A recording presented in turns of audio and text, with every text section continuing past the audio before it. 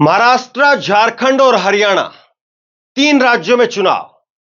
लेकिन इन तीन राज्यों के चुनाव में क्या बीजेपी बना पाएगी सरकार या बीजेपी की भैंस गई पानी में?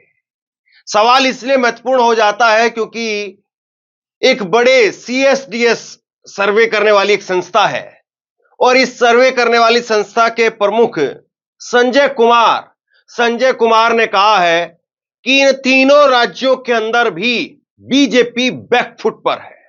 और इसीलिए मैं सवाल पूछ रहा हूं कि क्या वाकई महाराष्ट्र, झारखंड और हरियाणा यहां पर बीजेपी बना पाएगी सरकार या बीजेपी की भैंस गई पानी में? बड़ा सवाल ये है। और यह सवाल इसलिए महत्वपूर्ण हो जाता है क्योंकि इन तीनों राज्यों में जो इस वक्त में मुद्दे ज्वलंत हैं, वो मुद्दे बीजेपी के लिए बैकफायर करने वाले हैं। बीजेपी महाराष्ट्र में गठबंधन की सरकार चला रही है, एक तरीके से खुद ही सर्वे सर्वा है लेकिन फिर भी गठबंधन का चेहरा है। और हरियाणा में खुद की डबल इंजन की सरकार है, बीजेपी की सरकार है। झारखंड में बीजेपी विपक्ष में है लेकिन बीजेपी ने लोकसभा के अंदर अच्छा प्रदर्शन किया है। लेकिन सबसे बड़ा सवाल यह कि अब होने वाले विधानसभा चुनाव में क्या होगा। कल एक शो किया संदीप चौधरी ने, एबीपी न्यूज पर एक शो किया संदीप चौधरी ने और उस पर सीएसडीएस के प्रमुख संजय कुमार ने कहा कि इस बार जो चुनाव होने वाले हैं, विधानसभा के चुनाव, इन विधानसभा के चुनाव में भी बीजेपी के मुद्दे जनता के मुद्दे बन नहीं पा रहे हैं। यानी बीजेपी जो मुद्दा उठा रही है, जनता उनसे कनेक्ट नहीं कर पा रही है। और जनता के बीच में जो मुद्दे थे, लोकसभा चुनाव में जिन मुद्दों का जोर रहा, लोकसभा चुनाव में जिन मुद्दों से नुकसान हुआ, वो मुद्दे अब विधानसभा चुनाव में और ज्यादा मुखर होकर के आएंगे। क्योंकि लोकसभा का चुनाव भी वो लड़ा गया मुद्दों के ऊपर और उसमें स्थानीय मुद्दे ज्यादा थे, लोगों के मुद्दे थे। और अब विधानसभा में तो जाहिर सी बात है और स्थानीय मुद्दे हो जाते हैं। और विधानसभा में तो अगर हर विधानसभा के हिसाब से देखेंगे तो एक अपना आप में एक लोकल मुद्दा भी हो जाता है। जैसे किसी विधानसभा के अंदर कोई सड़क नहीं बनी, कोई पुल नहीं बना है, उसकी वजह से कई कई गांवों के अंदर नाराजगी होती है, लोग वोट नहीं डालते हैं। तो ये सीएसडीएस के संजय कुमार जिस ओर इशारा कर रहे हैं, और ये वो एजेंसियां हैं जो लगातार ये दिखाती रही है, बताती रही है कि भैया मोदी जी तो जीतने वाले हैं, मोदी जी को कोई हरा ही नहीं सकता है। ये वो चैनल है या ये वो एजेंसी के प्रमुख हैं जो लगातार ये बताते हैं कि मोदी और अमित शाह चुनावी मशीन है। एक चुनाव खत्म होते ही वो अगले चुनाव की तैयारी में जुट जाते हैं।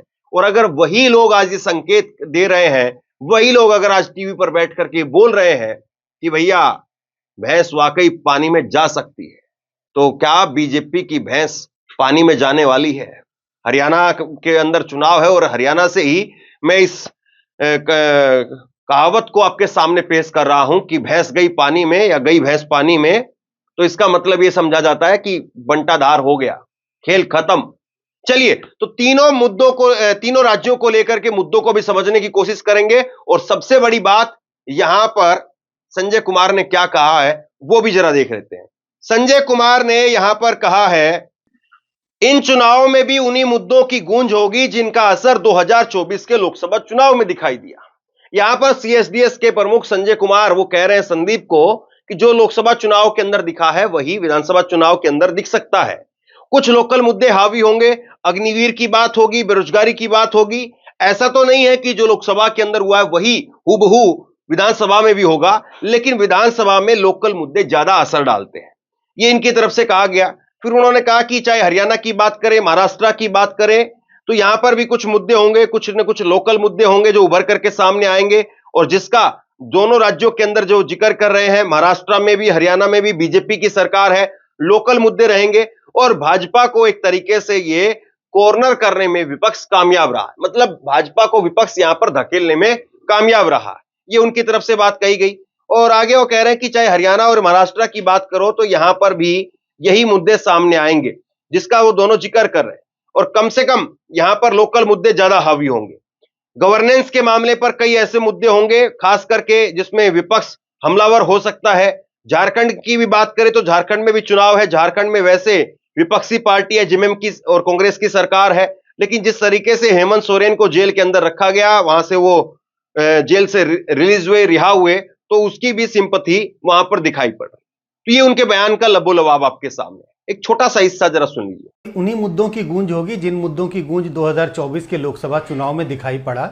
लेकिन चूंकि आपने जिस बात का जिक्र किया संदीप कि ये विधानसभा के चुनाव हैं, कुछ लोकल मुद्दे भी उठेंगे। अगर हम अग्निवीर की बात कर रहे हैं, अगर हम बेरोजगारी की बात कर रहे हैं, तो ये सब मुद्दे ज्यादा मुखर होने की इनकी संभावना है विधानसभा चुनाव में। देखिए, कुल मिलाकर के अगर झारखंड, हरियाणा और महाराष्ट्र की अगर आप बात करें, बीजेपी के पास में किसी भी राज्य के अंदर कोई बड़ा मुद्दा दिखाई नहीं देता है। कोई बड़ा मुद्दा ऐसा दिखाई नहीं दे रहा जो बीजेपी का इस बार मास्टर स्ट्रोक साबित हो सके। और दूसरी बड़ी बात, मोदी जी का चेहरे से आप वोट खींचेंगे तो मोदी जी तो अपने लिए नहीं खींच पाए, वो अब दूसरों के लिए क्या खींचेंगे? जो अपने नाम पर अपने चुनाव में अपने लिए खुद वोट नहीं मांग पाए तो दूसरों के लिए क्या करेंगे? फिर वहां पर एक संभावना दिखाई देती है। महाराष्ट्र में आप जाएंगे तो जिस तरीके से अमित शाह ने इस बार चुनाव में औरंगजेब का जिक्र किया, फिर उसके बाद में महाराष्ट्र के अंदर अहमद शाह अब्दाली का जिक्र जो है वो होता है उद्धव ठाकरे की तरफ से, तो ये चीजें बता रही है कि इस बार बीजेपी कंफर्टेबल नहीं है। कभी आज तक 10 साल में ऐसा नहीं हुआ नरेंद्र मोदी के समय पर कि उनको या उनकी नंबर 2 को यानी अमित शाह को कभी किसी मुस्लिम शासक के नाम से संबोधित किया गया हो और अहमद शाह अब्दाली कह करके अमित शाह को बुलाया गया। इसी से आप समझ सकते हैं कि विपक्ष के इस बार किस तरीके से तेवर दिखाई दे रहे हैं और ये विपक्ष के तेवर बीजेपी के लिए कितनी बड़ी परेशानी खड़ी करने वाले हैं। दूसरी तरफ महाराष्ट्र के अंदर अगर आप देखेंगे तो मनोज जरांगे का मुद्दा है, मराठा आरक्षण का मुद्दा है, फिर ओबीसी को लेकर के छगन भुजबल और बाकी जो ओबीसी के चेहरे हैं वो कंफर्टेबल नहीं है। वो बीजेपी को कह रहे हैं कि भैया आपको मराठाओं को अगर आरक्षण देना है तो आप आरक्षण दीजिए, लेकिन अलग से दीजिए, इसको हम ओबीसी कोटे में से नहीं देने देंगे। वो बीजेपी के लिए परेशानी खड़ी कर रहे हैं।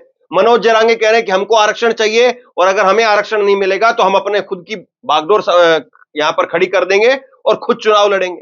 वो मुसीबत नहीं खड़ी कर रहे हैं। तो महाराष्ट्र के अंदर और फिर आखिरी में लाडली बहना लाडला भैया वो जो है स्कीम निकालनी पड़ी वो यहां पर सीएम को।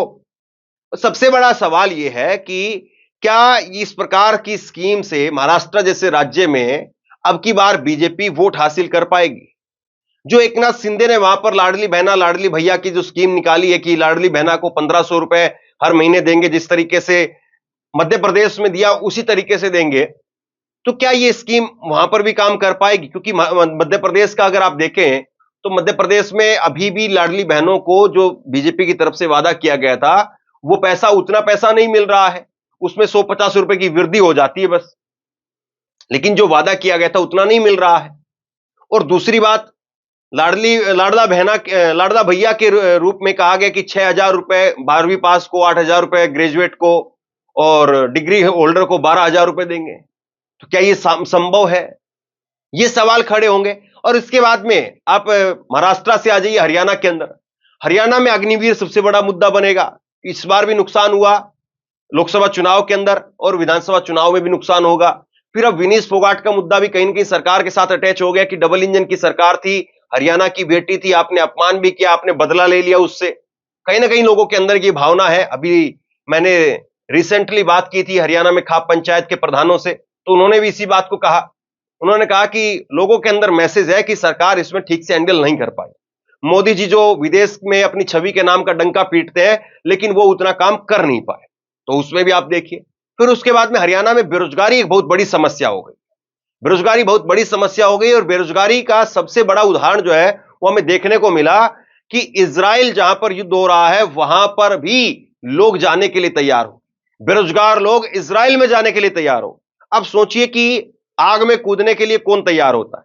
आग में कूदने के लिए वही तैयार होता है जिसका बेचारे का आगे पीछे का पूरा रिकॉर्ड जो है वो लाल जो है वो निशान में आ जाता है। वही आदमी कहता है कि चलिए जो करना है कर दीजिए, मुझे कुदा दीजिए, मैं खत्म वैसे भी हूं, अगर मैं बच गया तो चलिए मैं उभर करके आ जाऊंगा, वरना खत्म यहां पर हो जाऊंगा। तो ऐसी स्थिति के अंदर हरियाणा जो कि विकसित राज्यों के अंदर गिना जाता था, हरियाणा जिसका अभी खेल मेडल को लेकर के बड़ा एक जो है वो पब्लिक के अंदर मुद्दा है कि हरियाणा के साथ में तो भेदभाव किया जा रहा है। गुजरात को 606 करोड़ रुपए खेलो इंडिया के तहत मिलते हैं, हरियाणा को 96 करोड़ रुपए मिलते हैं। तो ये सारे मुद्दे हैं जो हरियाणा में भी कहीं ना कहीं इस वक्त में जगह बना रहे हैं। बीजेपी क्या कर रही है इसमें? बीजेपी ये कर रही है, बीजेपी की तरफ से ऐलान किया गया कि हम 500 रुपए गैस सिलेंडर देंगे, लेकिन फिर वही सवाल खड़ा होगा, बीते 10 साल से आपकी सरकार है, आपने अभी तक नहीं किया। अब आखिरी के 2-4 महीने में आप देंगे, वो कितने दिन तक मिलेगा, नहीं मिलेगा, वो अपने आप में सवाल खड़ा हो जाता है। और कांग्रेस की सरकार ने राजस्थान में दे दिया था पिछली बार, अगर आप देना चाहते थे तो कम से कम 1.5 साल हो जाता, 1 साल हो जाता अभी तक मिलते मिलते, तो आप दे नहीं पाए अभी तक। तो ये मुद्दा हरियाणा के अंदर खड़ा होगा। और इसी तरीके से सबसे बड़ा जो है वो हरियाणा में बीजेपी को एक ये भी सवाल जो है पूछा जाएगा, हरियाणा में बड़ी कंपनियां हैं, आप देखेंगे तो गुरुग्राम वाली जो बेल्ट है, इसमें हीरो होंडा की, अब वो हीरो बन चुकी है, मारुति की, ये बड़ी बड़ी कंपनियां जो है वो इस लाइन पर है। अब इन कंपनियों के अंदर बच्चे जो है वो भर्ती नहीं होते हैं। अब सरकार लेकर के आई एक इंटर्नशिप प्रोग्राम कि हम 1 करोड़ युवाओं को 5 साल के अंदर इंटर्नशिप दिलवाएंगे। यानी अगर उसमें देखें तो उसमें कहा गया है कि 500 टॉप कंपनियों के अंदर इंटर्नशिप करवाई जाएगी। तो इंटर्नशिप 500 टॉप कंपनियों में आप करवाएंगे तो ये आएगा कि 20,000 जो है वो इंटर्नशिप करवाने पड़ेंगे, कम से कम जो है वो अलग 500 कंपनियों को। तो आप ये बताइए, ये जो 500 कंपनियां जो लिस्टेड की गई है कि 500 टॉप कंपनियों में हम इंटर्नशिप करवाएंगे, तो इसका मतलब ये होगा पर कंपनी में 20,000 लोग इंटर्नशिप के लिए आएंगे। लेकिन कहां पर इतना जो है वो इंटर्नशिप की जगह है? आईआईटी का भी कुछ दिन पहले ही खबर आई थी, आईआईटी की खबर मैंने आपको बताई थी, और आईआईटी की खबर ये बताती है कि भैया आईआईटी के बच्चों का प्लेसमेंट नहीं हो पा रहा। आईआईटी के जो विद्यार्थी हैं वो प्लेसमेंट नहीं पा रहे हैं। तो आईआईटी के विद्यार्थियों का अगर प्लेसमेंट नहीं हो रहा है तो 5-5 हजार रुपए से इंटर्नशिप करवा करके कहां पर उनकी प्लेसमेंट हो जाए? ऊंट के मुंह में जीरा एक तरीके से। आप झारखंड में जाएंगे तो झारखंड में एक मुद्दा है, हेमंत सोरेन को जेल से रिहा किया गया, वो एक मुद्दा है। और उसके साथ साथ झारखंड के अंदर एक और बड़ा मुद्दा है। झारखंड के अंदर एक बड़ा मुद्दा यह है कि झारखंड में वहां की सरकार ने 2-2 लाख रुपए तक किसानों का कर्जा माफ किया, वो एक बड़ा मुद्दा है। हां, वहां पर भी 44,000 के करीब अभी भी पद खाली है, लेकिन 10,000 के करीब पद भरे भी गए। तो ये बड़ा मुद्दा है जो इस बार के चुनाव में अलग अलग तीनों राज्यों के अंदर दिखाई दे रहा है। और तीनों राज्यों के अंदर बीजेपी के पास में कोई बड़ा चेहरा नहीं है। हरियाणा के अंदर इनका खुद का सीएम था, लेकिन उसको बदलना पड़ा। अब नायब सिंह सैनी को सीएम बनाया गया, तो नायब सिंह सैनी उस तरीके की पकड़ बना पा रहे, नहीं बना पा रहे। जमीन पर आप लोगों से बात करेंगे तो आपको पता चलेगा कि नहीं, नायब सिंह सैनी के अंदर वो क्रेज नहीं दिखाई दे रहा है। और भूपेंद्र सिंह हुड्डा यहां पर नायब सिंह सैनी के सामने एक बड़ी चुनौती बनकर के उभरे। भूपेंद्र सिंह हुड्डा एक बड़ी चुनौती है, और 10 साल तक मुख्यमंत्री रहे, लोग जानते हैं, उन्होंने उनका काम देखा है। फिर उसके बाद में दीपेंद्र सिंह हुड्डा, अब उनके बेटे वो पदयात्रा निकाल रहे हैं और पूरे हरियाणा से पदयात्रा निकाल रहे हैं। तो ऐसे में कांग्रेस के लिए कम से कम हरियाणा, फिर उसके बाद महाराष्ट्र में आप चले जाइए तो महाराष्ट्र में इस बार कांग्रेस ने सबसे ज्यादा सीटें हासिल की है। और झारखंड के अंदर अगर आप देखेंगे तो झारखंड में भी हेमंत सोरेन के आ जाने से दोबारा से वहां पर हेमंत सोरेन और कांग्रेस की सरकार वो मजबूत हुई। तो कुल मिलाकर के देखें तो बीजेपी की स्थिति वो मजबूत दिखाई नहीं देती है।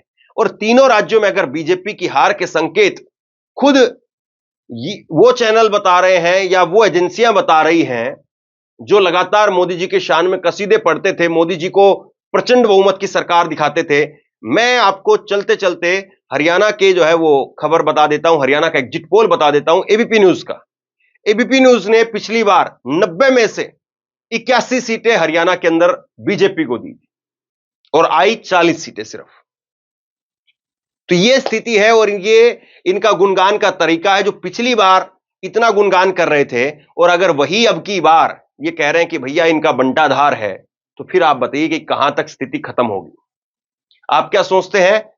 हरियाणा में, झारखंड में, महाराष्ट्र में किसकी सरकार बनने की संभावनाएं आपको दिखाई देती हैं? नीचे कमेंट बॉक्स में लिख करके जरूर बताइए। इस वीडियो को शेयर कीजिए और इसी तरह की तमाम खबरों के लिए ऑनलाइन न्यूज इंडिया को सब्सक्राइब कीजिए। आपका बहुत बहुत धन्यवाद।